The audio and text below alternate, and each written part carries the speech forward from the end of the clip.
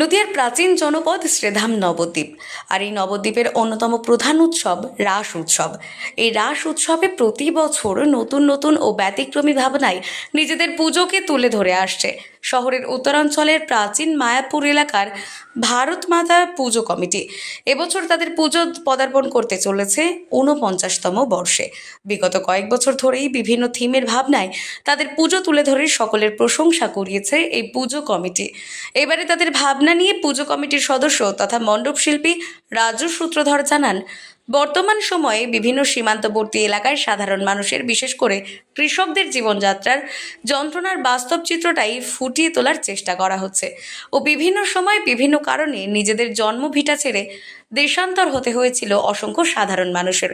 বর্তমানে সীমান্তবর্তী এলাকার বহু মানুষের বসবাস ভারতে হলেও চাষাবাদ করতে গেলে তাদের কাঁটাতার পেরিয়েই যেতে হয়, পড়তে হয় বহু সমস্যায়। সেই সাথে এখনও বহু মানুষের পরিবারের সদস্য পরিজন রয়েছে সীমান্তের ওপারে। ইচ্ছে থাকলেও সবসময় হয় না দেখা।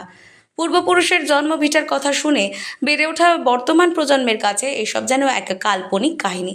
কিন্তু এই কঠিন বাস্তবতার যন্ত্রণার কিছু খণ্ডচিত্রই এবারে থিম ভাবনায় ফুটিয়ে তোলার চেষ্টা করা হচ্ছে এবারের পুজো মণ্ডপে।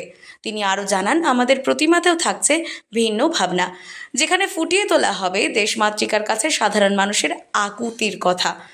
মোটের ওপর গোটা মণ্ডপকেই সীমান্তবর্তী একটা গ্রামের পরিবেশের রূপ তুলে ধরার চেষ্টা করা হয়েছে এবারের ৪৯তম বর্ষের পুজোয়।